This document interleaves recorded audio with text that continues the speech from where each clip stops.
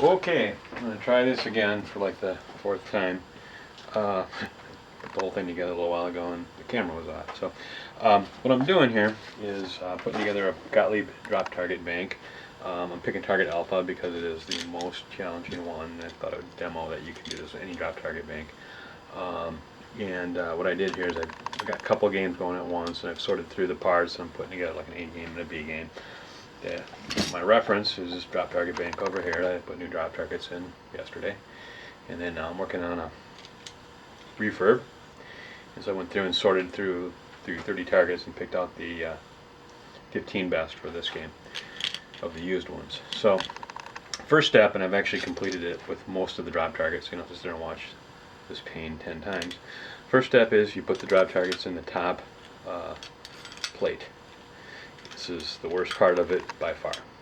You need to put the drop targets in, then put the springs on. They don't fit through the slot unless you do that, so it's just really a pain. Then what I've discovered, the easy way to do this is to just flip the thing over and put the spring on from the front towards the back, hook it over one side, and then kind of hold it in with your finger, and you can use anything you want. You can use a screwdriver and kind of hook it on. I just did it with a screwdriver. Might actually have been a little easier than I used a dental pick the last time I did this. So I'll use a dental pick this time. Looks like it's a little low on there. Just kinda, if you get it started, it goes really easy. You hook the spring. There's a right way and a wrong way to do this, like everything else. You have the flat part down. If you can get that started on one corner, you're good. There, this one's going to be easy, I think. Already over one corner. Put on the next one. There. So I did 3 of them. Multiply that by about 3. That's how long it takes to do the whole bank. All right. Next step. Put the back on. Here's the back. If you are lucky enough to have another drop target bank to look at, great. Another source is your parts list that you should have. If you own a game, you should have a parts list. $20 is the best thing. Explode diagrams, they're great. Digital camera, take all kinds of pictures. So between the 3 of them, you should have it figured out. This, again, like everything else, right way and wrong way to do it. The big dots go to the outside, little dots to the inside. If you put them in backwards, the targets won't go all the way up. Don't ask me how I know this, but it's true. Alright, so what I like to do when I'm assembling stuff like this is I just screw it together very lightly, because inevitably you make mistakes. It's all got to come apart. The other thing is you get like a little extra help assembling parts. If you put it together loose, and you get like just a little extra slop when you're putting it together, and things can kind of line up. All right. So just put everything in kind of finger tight or a little less even. Get that done. Now we're going to put the bottom on. The bottom, when I sent this through actually this one's too big to send through the ultrasonic cleaner, but this one I shot with some mean green and scrubbed it up. I left all the springs on because there's no sense taking those off. So we'll put the bottom plate on next.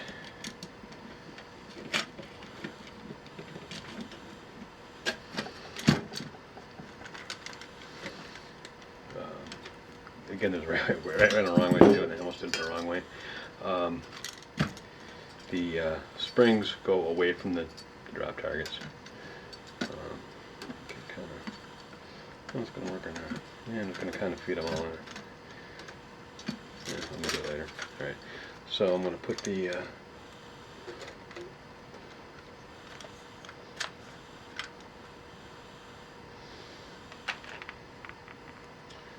corner started. I like to wash everything up. I think that especially these mechanisms are sort of fussy, and I think that if they don't, not clean, they don't work right. It's just that simple. And even if they are clean, they sometimes don't want to work right. So this second one.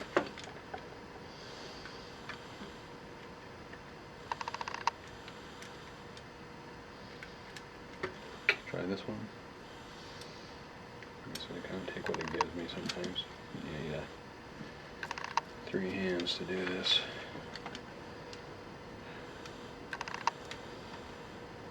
Okay, so I'm going to feed the drop targets in.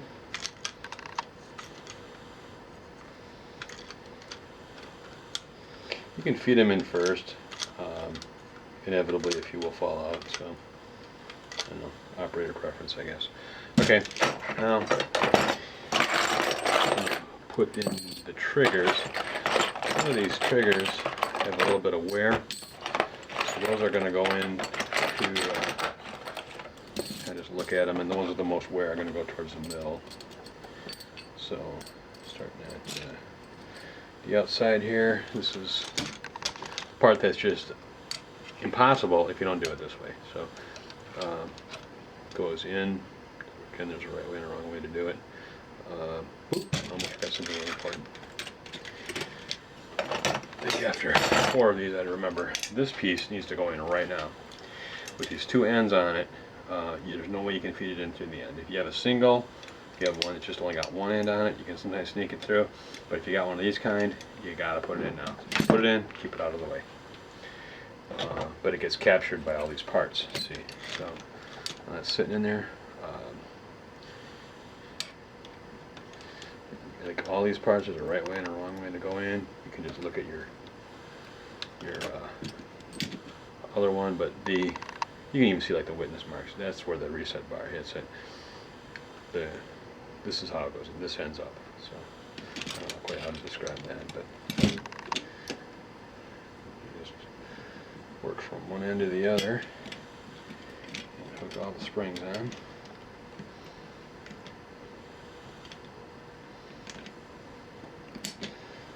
Try not to overstretch them. Stick it through the hole first.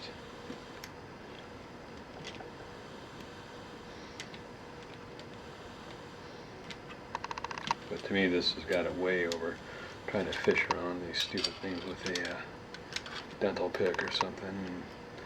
The first time I rebuilt one of these was on a big Brave. It was a 5 drop target bank, and I swear it took me 2 afternoons to do it. And I mean, you'll be able to see that how long this video takes. I'm thinking it's about 20 minutes. I'm guessing the Gottlieb factory was a hell of a lot quicker than that, so I'd love to know how the heck they did it, but you just get good at this fussy stuff after a while. So I got on my 7th trigger now.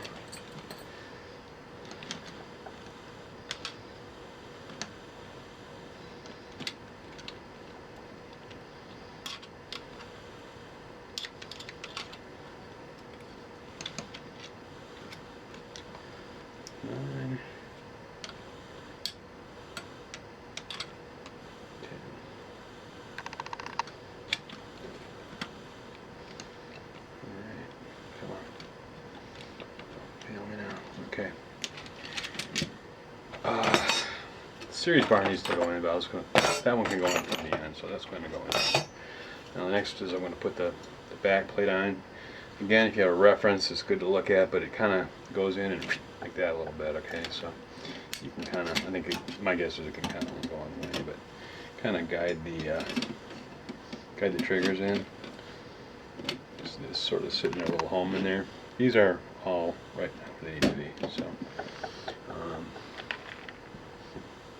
put this together with a screw or two to hold everything in place.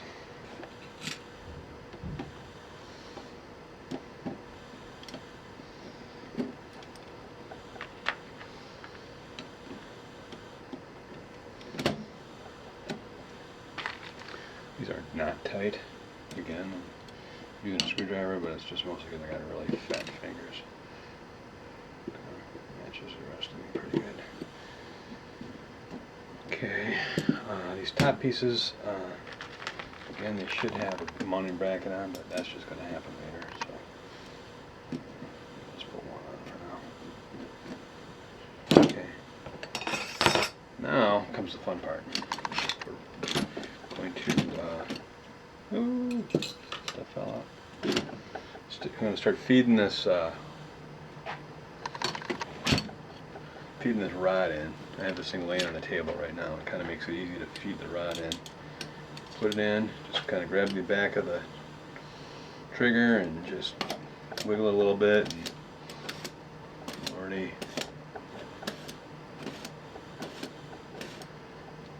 there. The rod is all the way in. Now the next part that needs to go on is this, and this is kind of, now you kind of start playing this game with the rod where it goes back and forth and back and forth. So what I'm going to do is I'm going to feed this in from the side here. This is the reset bar. Kind of put it about where it needs to be, which of course you can't see on the stupid camera, but now I'm going to slide the bar down, kind of keep an eye on it. Slide the rod down, just enough to ease it over the top. Then push it back. Same thing over here. Ease the rod through.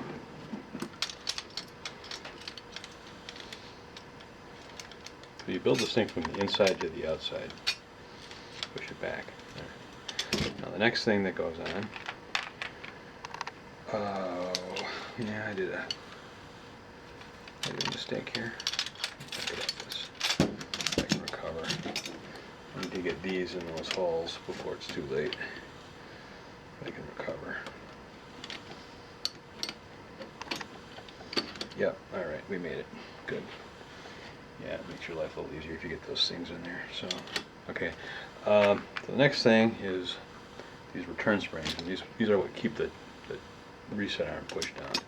So these get fed over the top of the arm here. And what I usually do with these is I just get them kind of close. I don't worry about them being exactly in the right spot. Make sure that they're threaded on and in the right orientation on the rod, but I don't really worry about if they're sitting over the top of the trigger just yet. That can come later. It happens to work out great. If not, that's fine too. This one I think might actually end up okay. But I don't know. I don't care. I'm going to push it back, and now I'm going to go through the reset arm too. Boom. Okay. Good over the top of it. That's actually, you can see that's how it's supposed to end up. Come back and play the same game on the other side. Push the rod through.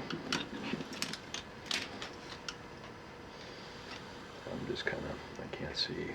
If you can see, I hope you can. This kind of, you push it in, it kind of, and then over the top of the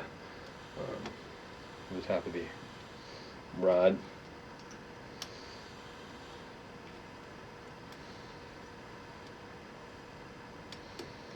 Okay, it's in place. I'm just kind of shoving it back through.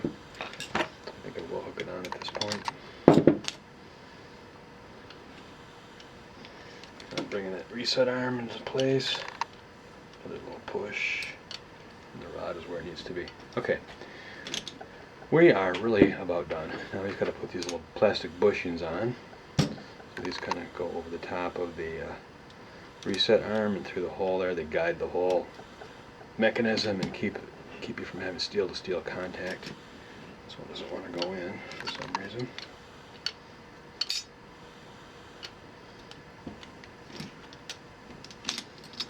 Oh dear. There we go. I'm stuck on screw, but it's okay. That's actually probably not a bad point, is kind of exercise them as you're going through and make sure this the stuff is free. If something's bound up, you need, the faster you find the problem, the better. So here's just kind of fills in that spot there and make sure you don't have any metal to metal contact. Now we start putting in the E-clips. I don't know, there's not really a good way to do this without risking swearing, but I like to get them started with needle nose and kind of retain it with my fingers and push it home with the needle. You cannot see what I'm doing. I'm kind of keeping the fingers over the top of it so it doesn't go flying, even at that thing go flying. That one's done. Push it a little bit back so I can have a full view of the groove.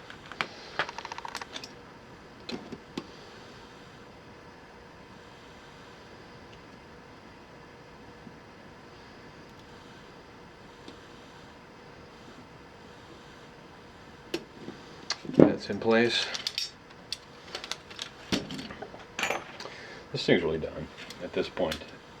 Just check the mechanism real quick, but all of them reset, all of them drop. I'm just going to put the brackets on real quick.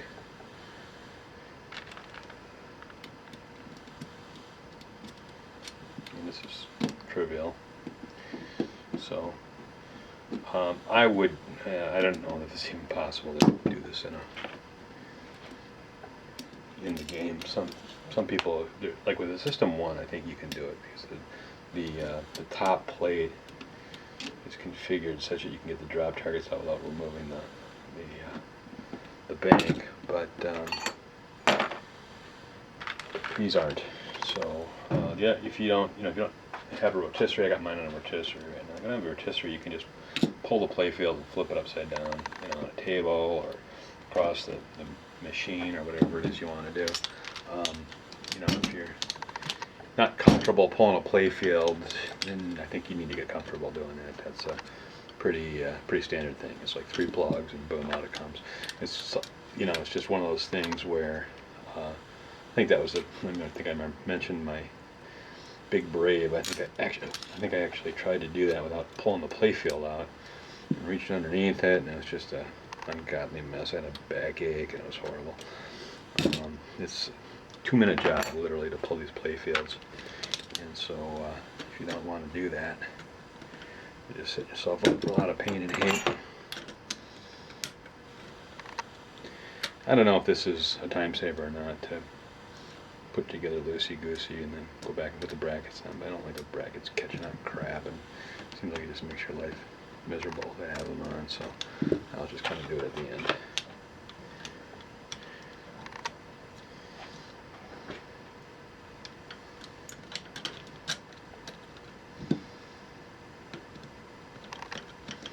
Now after, I'm going to turn the camera off. I'm going to go back and just tighten everything up and so on. But right now it's a fully functioning drop target bank. So